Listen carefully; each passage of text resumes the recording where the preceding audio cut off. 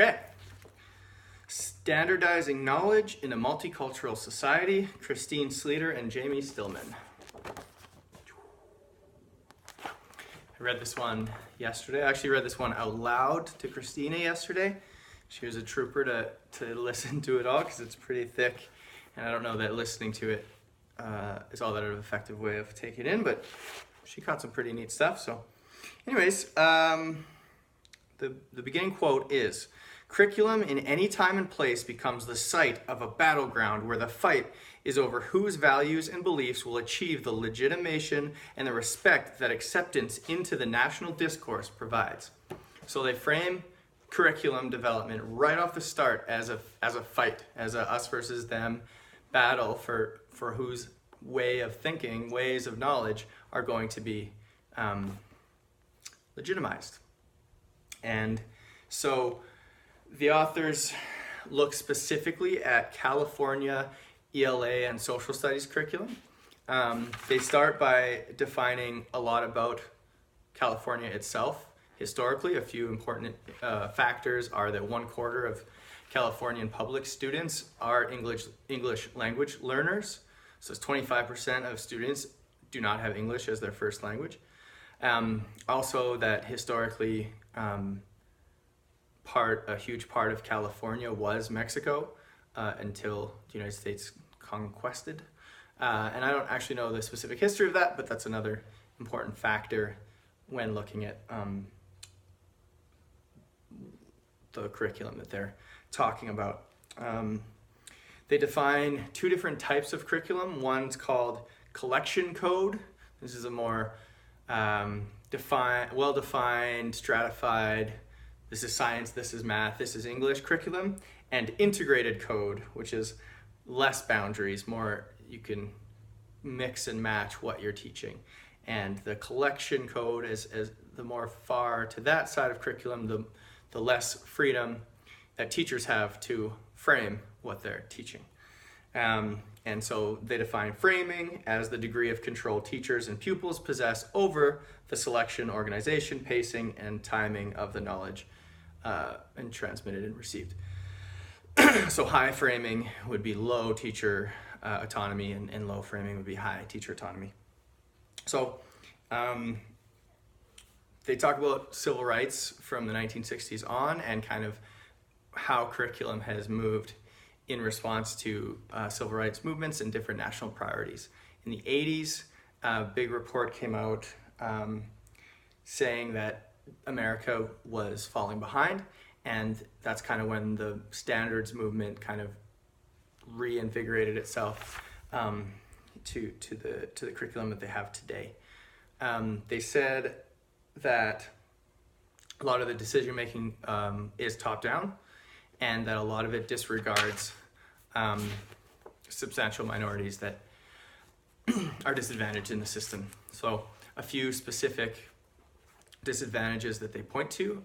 One is in English language arts, that the higher level analysis of literature is only done in English.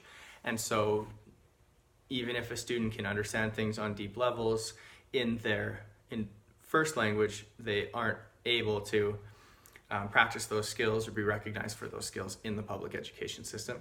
They have to first learn English and then show these higher level skills.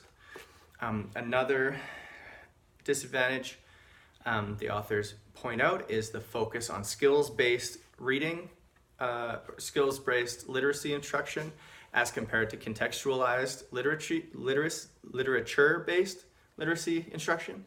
And so there's studies that suggest that especially for English language learners or students with reading difficulties, that contextualized literature-based whole reading instruction is more effective than strategy-based, often phonomic or phonics-based instruction. Although there's also scientific literature saying that skills-based has the most positive results. These authors say that skills-based ELA being sold as scientifically a better way to teach, and then being structured so formally takes away teachers' ability to decide on what's best for their context. And that's something I really connected with a lot.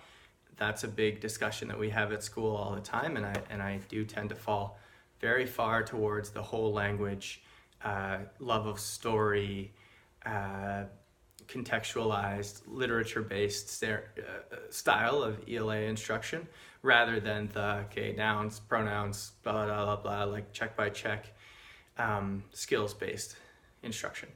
I do still involve skills, and I think that understanding the process of learning to read specifically as going from decoding to fluency to comprehension does allow me to improve skills, but I'm much further on the whole reading approach than on the skills-based. For me, it's the same as basketball. I have the same philosophy. Yes, I'm going to teach specific shooting strategies, and we're going to do drills looking at specific skills in basketball, but a majority of my basketball is whole basketball-based. Games, competition, challenges, where you have to use everything all together. I just think that's more effective. You gain more effective skills because they're whole, and it's also much more interesting for the athlete or the learner. But that's just me.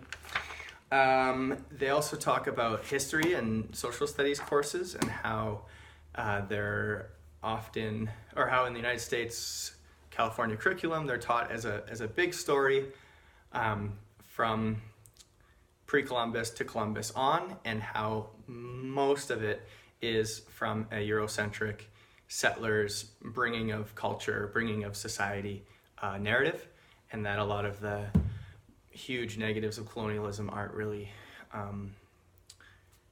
there, or other stories aren't really there.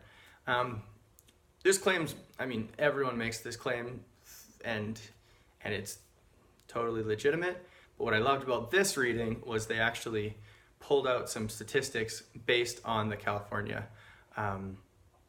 curriculum that I thought was really powerful. One example, and I'm actually going to find this, so enjoy your favorite part of these videos when you're watching me find stats, but this one's worth it.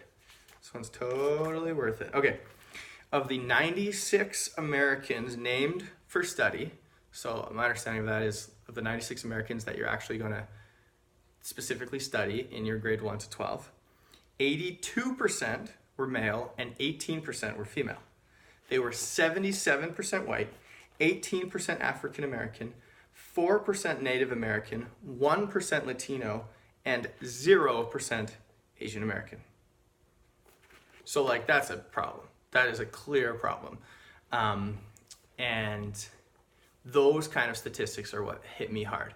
You know, framing this as a like, oh, these conservatives are trying to push one story. To me, that's kind of abstract, and that's just arguments. But saying that there are 0 Asian Americans that are named for study, and that 82% are male and 77% are white, I mean, it's clearly not right, in my opinion. Sorry that my videos have been longer and longer, but it is what it is.